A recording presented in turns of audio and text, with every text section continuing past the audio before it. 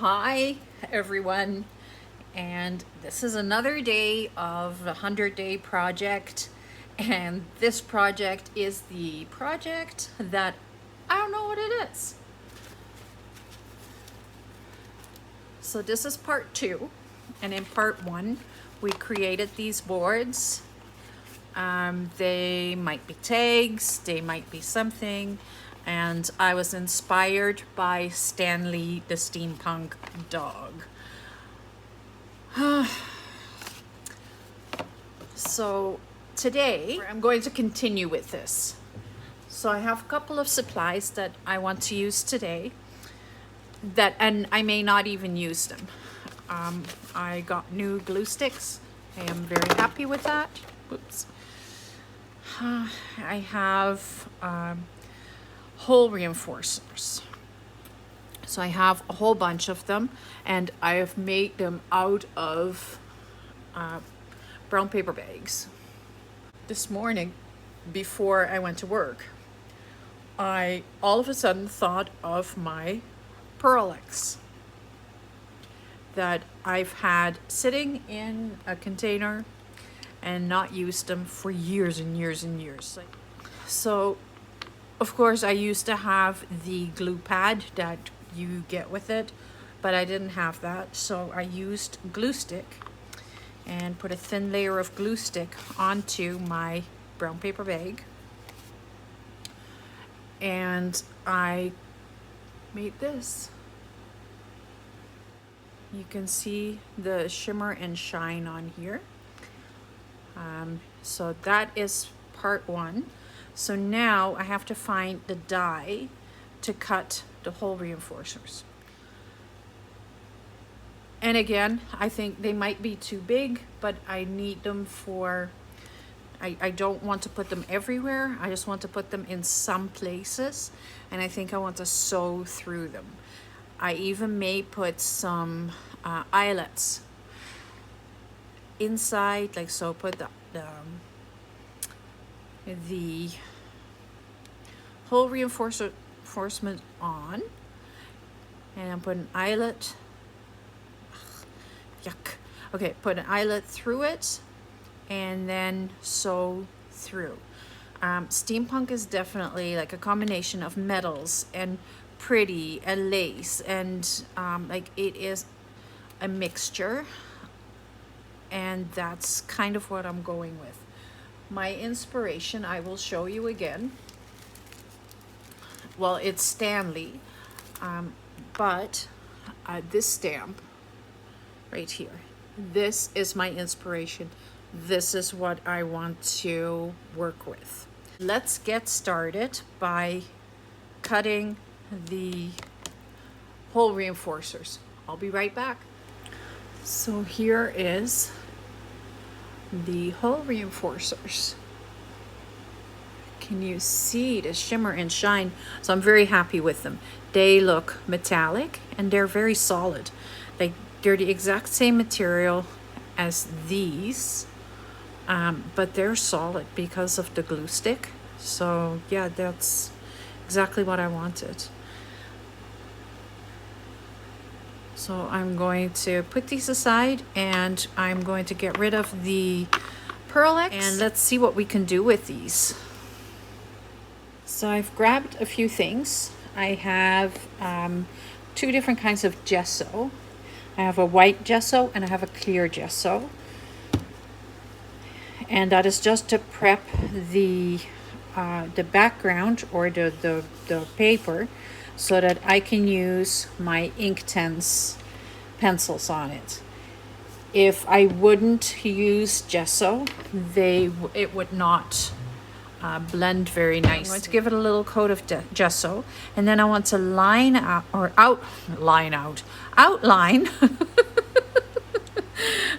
outline the little pieces of paper to make it look like the metal plates that are on this stamp. See the metal plates? That is kind of what I want to recreate.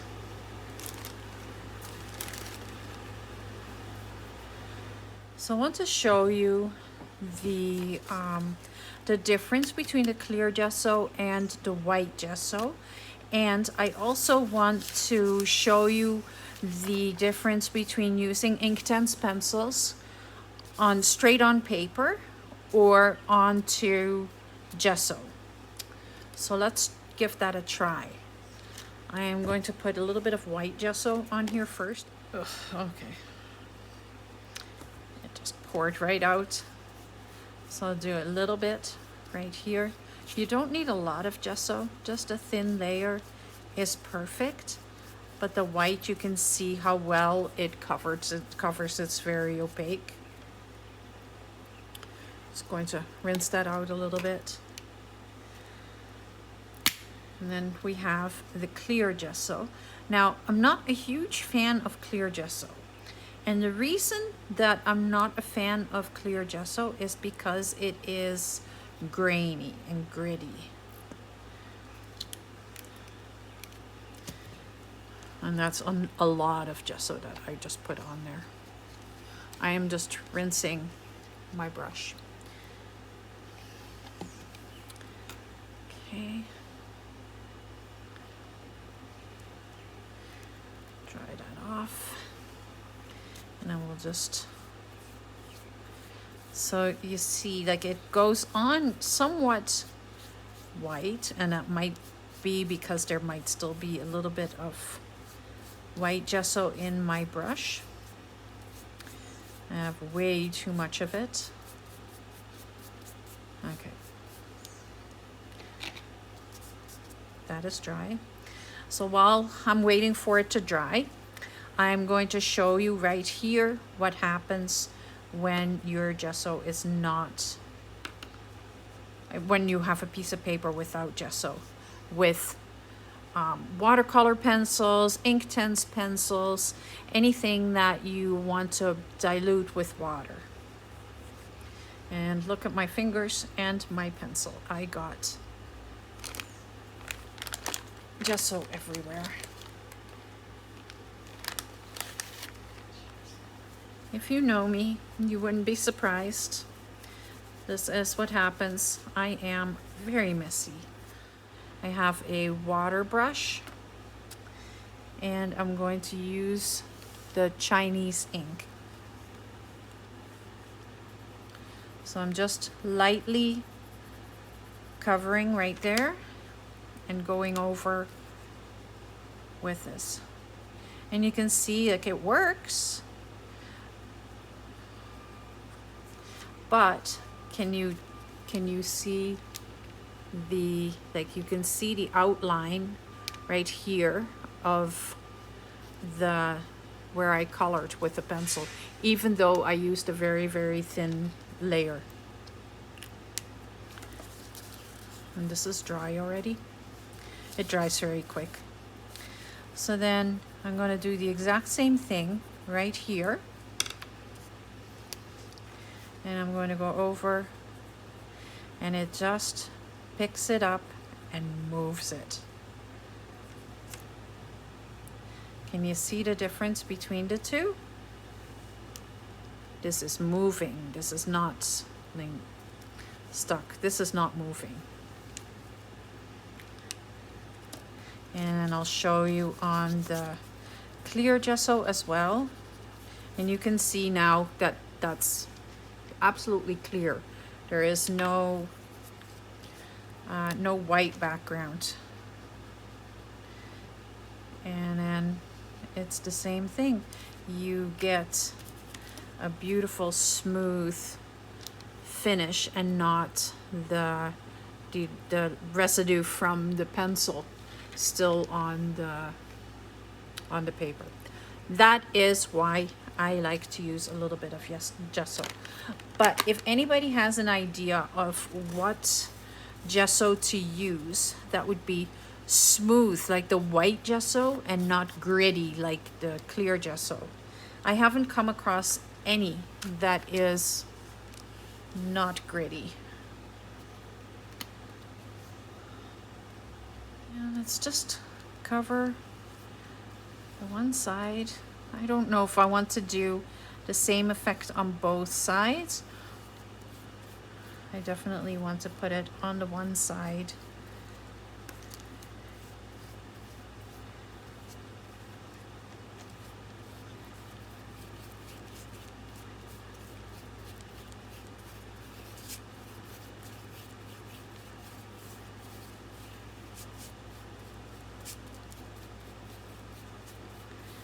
There we go.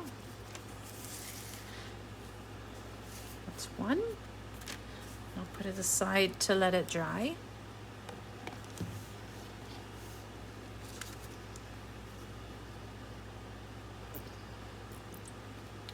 Okay, I'm just going to do these two quickly together. There we go. So we have our layer of gesso. And this just needs to dry for a moment. So they're all dry now. And I just need to sharpen the pencil. All right, so I have a couple of different colors. And if anybody ever finds me a sepia Inktense pencil, oh my gosh, I would be forever grateful. This is a Chinese ink, and I'll definitely be using that for the final outlines. I have a fern, which is a greenish. Then I have a dark chocolate, a baked earth, green aquamarine, and saddle brown. So there's a couple of browns, a little bit of green, and then of course the aquamarine. I believe that Steampunk is all about the aqua and a lot of browns. And then of course it's the Chinese ink is more of a dark gray. This is the Chinese ink, more dark gray than black. And I like that better.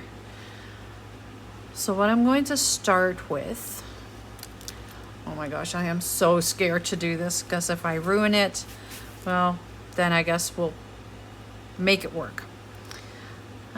Let's start. I'm just going to turn it around. There we go. And I'm going to start by just very lightly going around the edges. I'm going to zoom in so you can see a little better. There.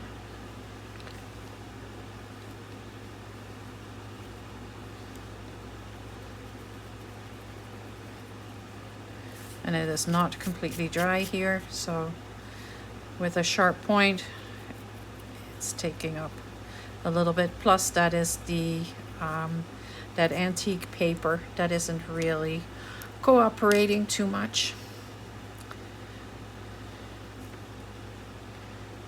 So this is going to be shadows a little bit.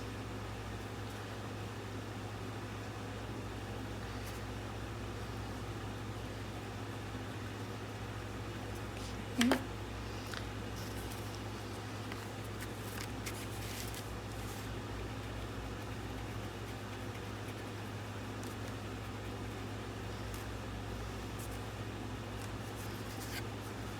So it's working now.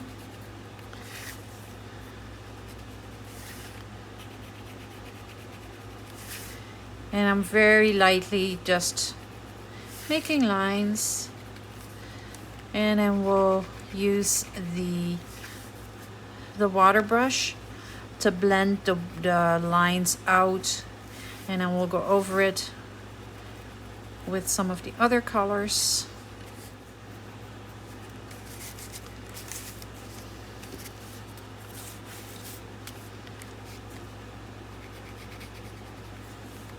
Have you used Inktense pencils before? Like, they're wonderful.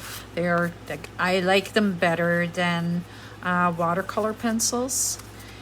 The colors are just so bright, and once you go over them with water, it is permanent.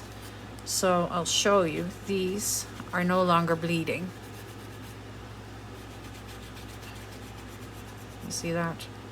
There's nothing, so it becomes permanent, which is wonderful for mixed media projects because you can go over it with other watercolor mediums and it doesn't bleed and make a big mess. So this is really the one that you want to use on the bottom.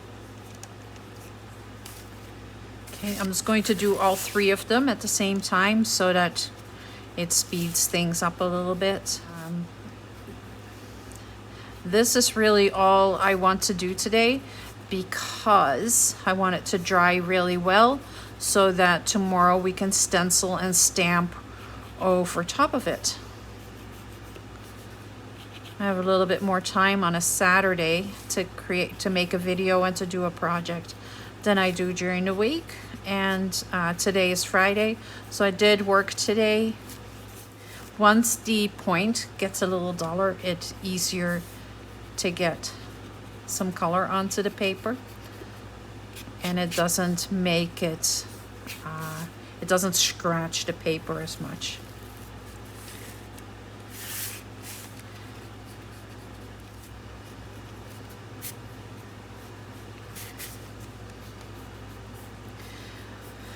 I want to use the other colors as to give it a little bit of a variance in color.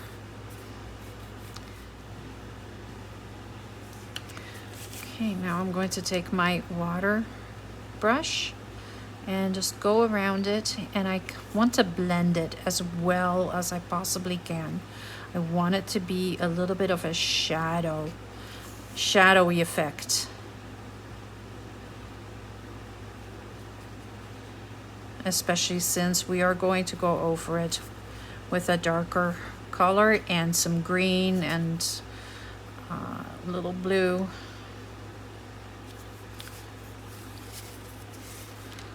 So the more you blend this and the more shadows you have on it, the better it is. And you can see how nicely it blends.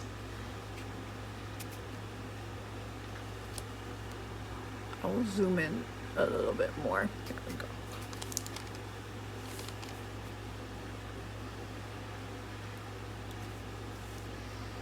You can see how well that color just moves. And I don't think this is a very expensive water brush. You can buy them at Dollarama or Dollar Tree. All of them have really nice water brushes that don't cost an arm and a leg. I have some expensive ones, of course. I have some from Tim Holtz, and I have some Jane Davenport ones. But I usually come down to these because they're really nice and skinny brushes.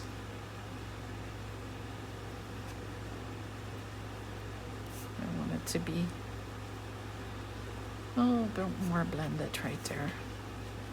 Sometimes I have like projects where I want to do a little bit more and I want to add a little bit mixed media in, and because I like how it looks when it's done, but I don't do it very often. But for this one, you can't do steampunk and not do mixed media. So this one will dry while I do the other ones.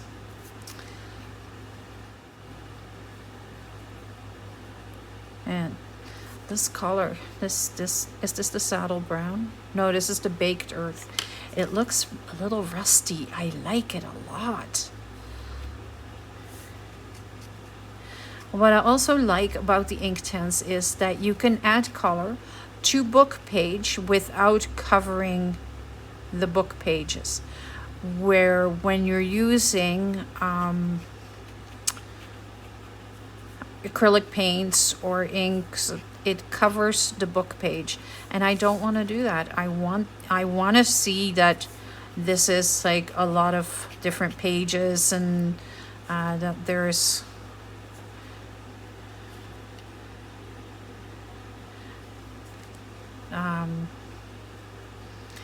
the different shades of the paper and all that. I want to show that. I just want to add, but I also want to add color. So that's the nice thing about these. I could also use, I have markers, like watercolor markers, but because they're not permanent, they're almost useless for these projects.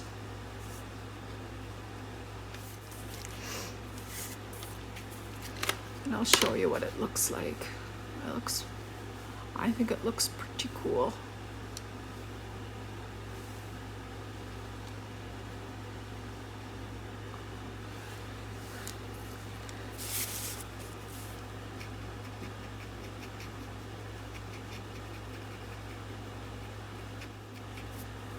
And I still have not decided what this is going to be. So for the first little while, I'm just going to decorate it. They may just turn into tags or journal spots or something.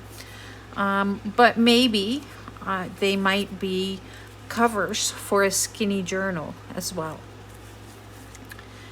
And then I just have 3, so one will just be a pretty thing in my craft area. So tomorrow is there's an antique sale in the town where I live, so I'm going to go and check it out, see if I can find some more different antique papers.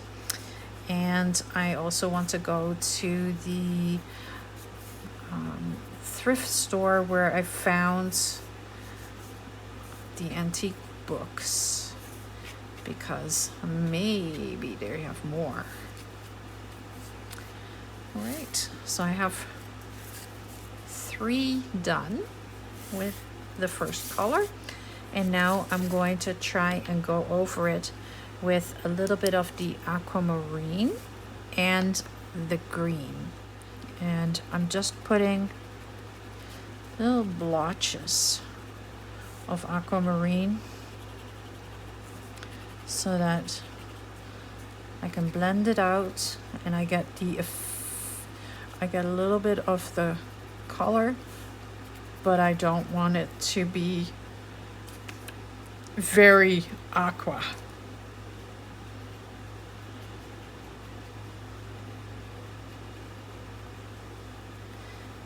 And it blends forever when you want it to be really, really thin.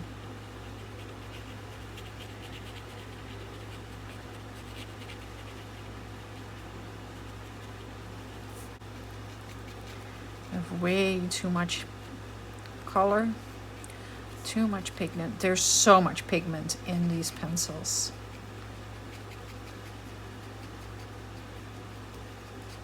They are not the cheapest art supply, I gotta tell you, but they are definitely worth the money.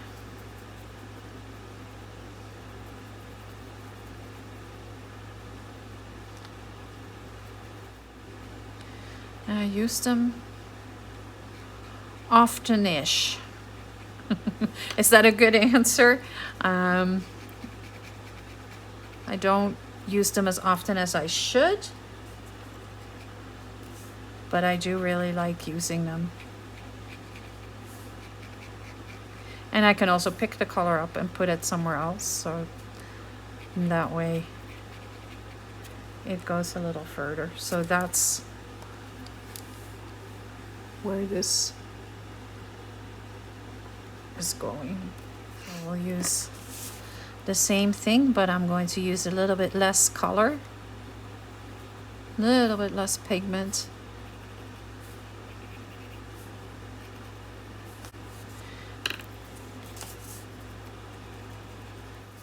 My day was okay. I did my job. I actually did it very well today.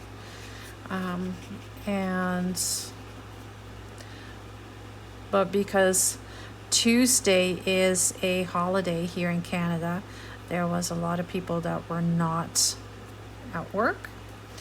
And because it is Country Fest weekend here in Manitoba, so that means there's a lot of people that are gone to Country Fest up by Dauphin.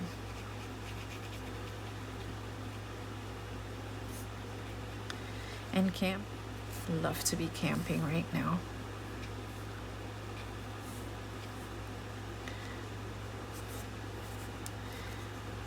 There.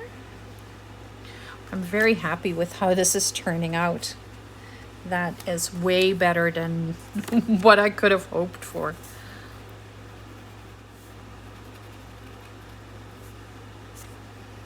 Did I not put? Yeah, I did. There's some right there still.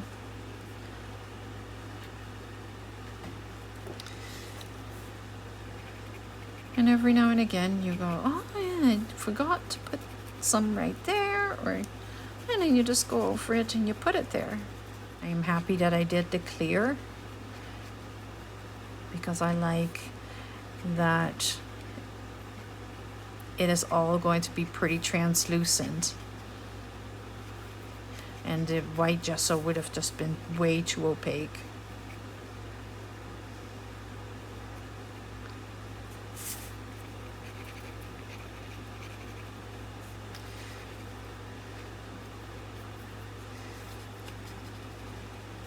This is really, like, you know, if this turns into the cover for a little journal, that's perfect.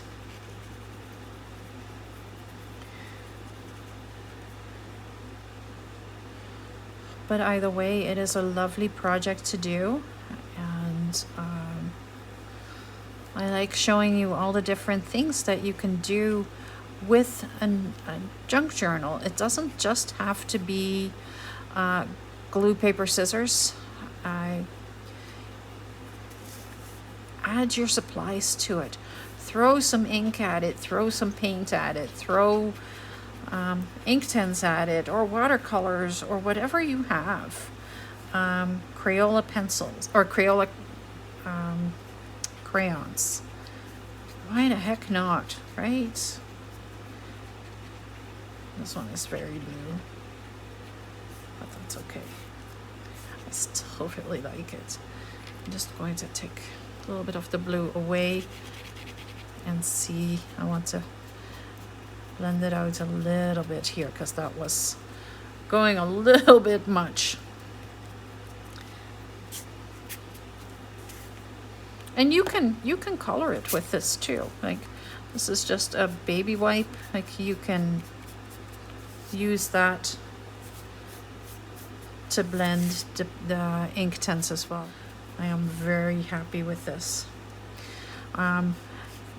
My examples for using mixed media in your junk journals are Louisa Heinzel and Crafty by Tony. Both of them are whizzes at using mixed media for their art journals, and it shows you the possibilities. Oh, that is, yeah, that's better.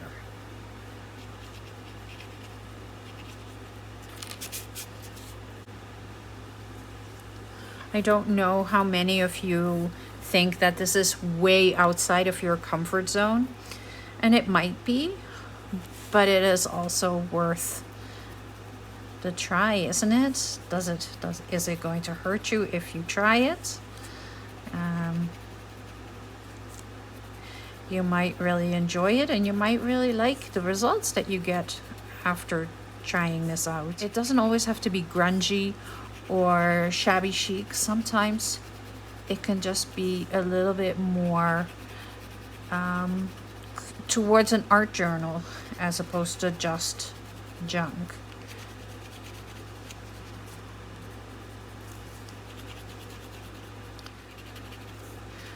So this is the green that I'm putting on here.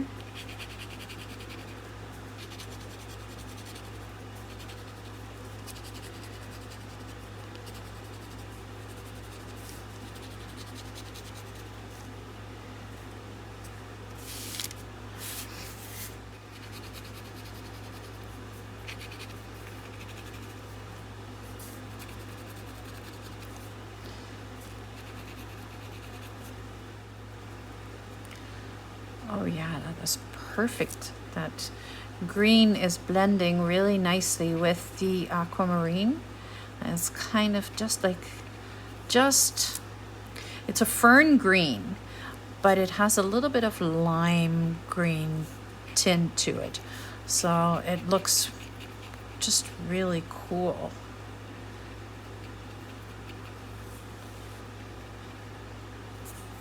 And it blends nicely with the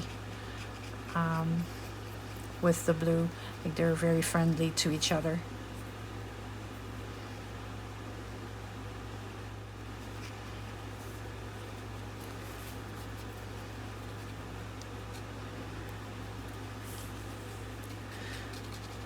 I'd love to know what you think of this. Leave me some comments, and remember, don't forget to subscribe to the channel so that you can see what the next step is going to be and what this is actually going to turn into, because as you know, I don't have a clue.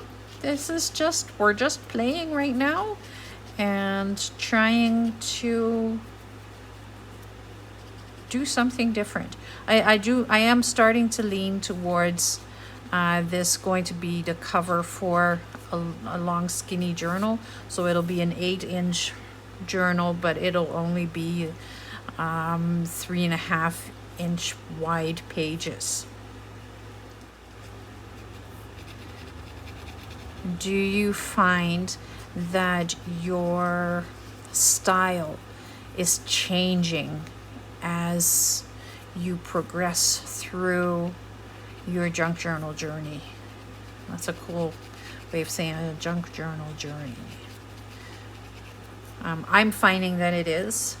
I started off with very plain, like no additions to anything, and and then I started with the digital kits, and I thought that I needed to follow what the kits were intended for, and now I'm just kind of finding the freedom to take those kits and use them for my own projects and making them work for what I have in mind, and yeah, I like it like this for example. You know, like there is the clocks collection from Shabby Dabby Doo that is in here, but at the end, like even though like they are still her clocks, I have painted over them, I have done different things with them, and yeah, that makes it really different. Would you consider this grungy? I don't know if I consider this grungy.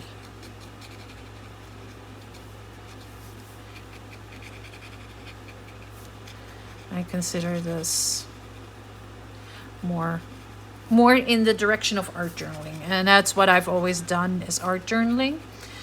From the moment that I discovered that you could express yourself with paints and pencils and markers, and you don't have to use words, I fell in love with art journaling. And then when I discovered junk journaling, I wasn't sure where to take it, and that is now I am really mixing the two together so that the journals have more of a personal touch of mine in there, and they are unique and cannot be recreated totally because it's my artwork.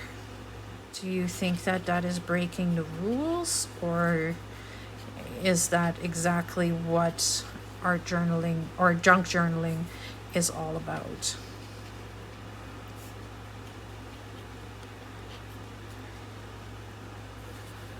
Oh, I am so happy with this. I want a little bit of that green and bring a little bit more right there. They are dry.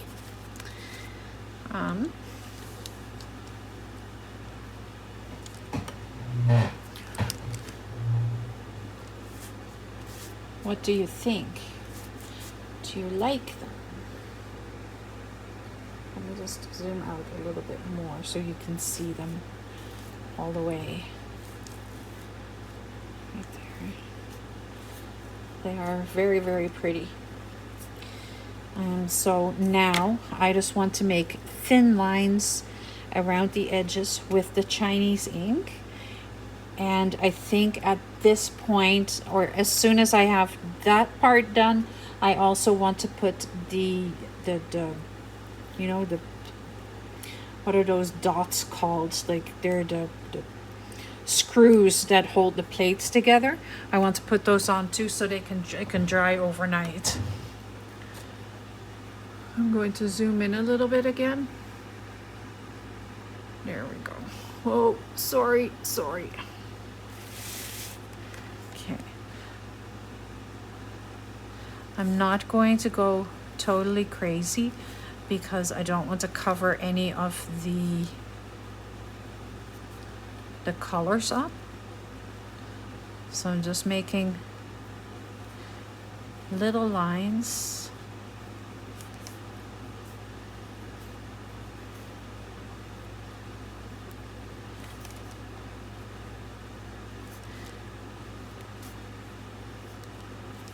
And of course the pencil is very, very sharp. So here and there it is messing with things. I want to right away put a border on here as well.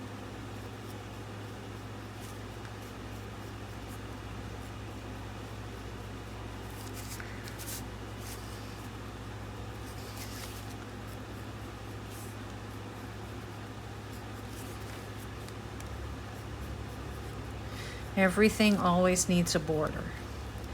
That is one of the more important pieces of creating anything with mixed media.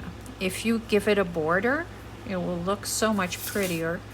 And that's also why you're inking around the edges. It is a border that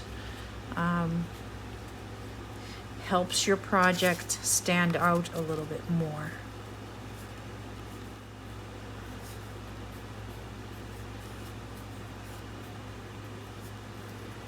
I think I have most of it. I think so. All right. Oh.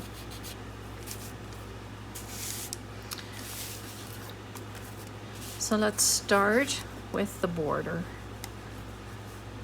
Can you see how dark that gets? And again, like we blend it out a little bit here and there. I was wondering why all of a sudden it looked a little darker and the video turned off again. After half an hour it turns off. So I have been trying to pay attention to that.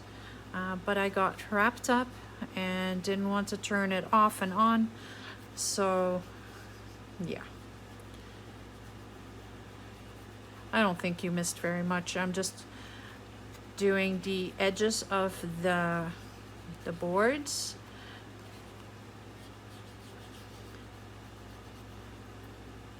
And it doesn't have to be neat. You can't have OCD when you're doing mixed media.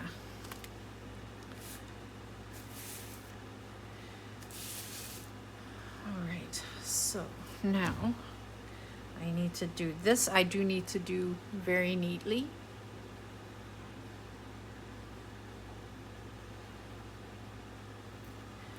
So I'm just going to go around so that it'll pick up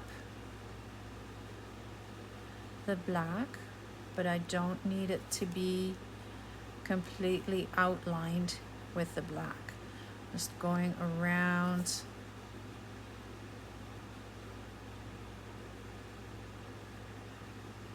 There. And it's not black, it is gray. I don't understand, like I get so wrapped up in this, I don't understand how people can do can check the chat while they are creating, like in the live videos. I don't think I have it in me. I will try it someday, but for the time being, I just don't think I can. I have a hard enough time talking through what I'm doing. So there we go. You can see the different plates now.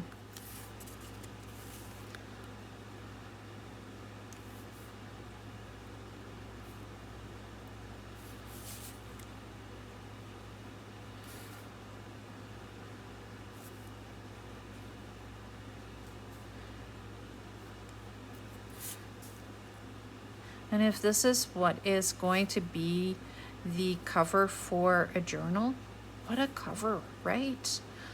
Like it'll be a very artsy, definitely unique design. So something else for those of us who have art supplies and you're not really using them in your junk journals.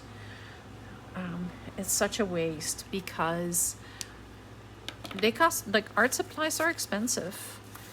And can you see that?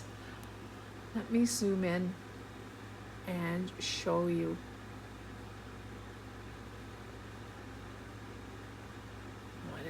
What it's like, what they look like. I'll just show you one at a time.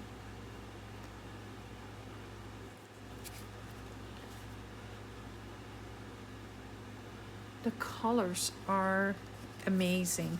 I can't wait to see it on camera or on once the video is edited, but in person it's stunning. This is what I'm using. They are Nuvo drops.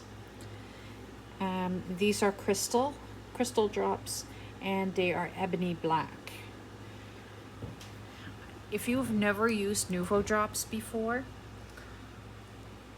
you're missing out. They're lovely to work with.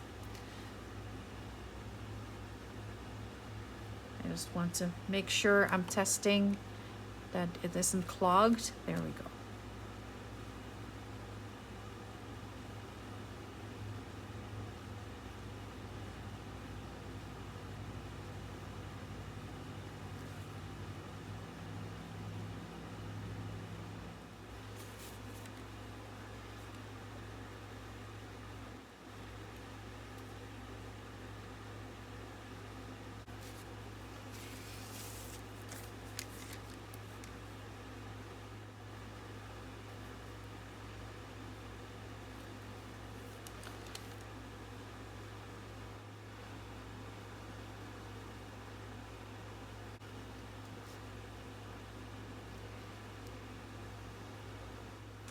I think that is it for the Nuvo drops.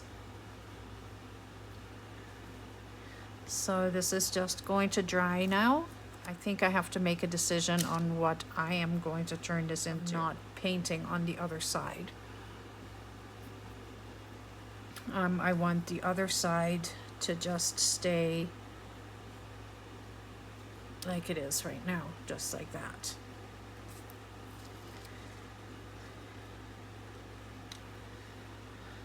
All right, that was it for today. I might see a few spots here and there that I'm going to add some more of the dots. But for now, this is it. Don't forget to hit that subscribe button so you know when the next video is being released, and you can follow this project along, plus other projects that are coming up afterwards. This is, I believe, day 22 of the 100-day project. Make sure you hit that like button, and let me know what you think of this. Thank you for watching. Have a lovely day. Bye.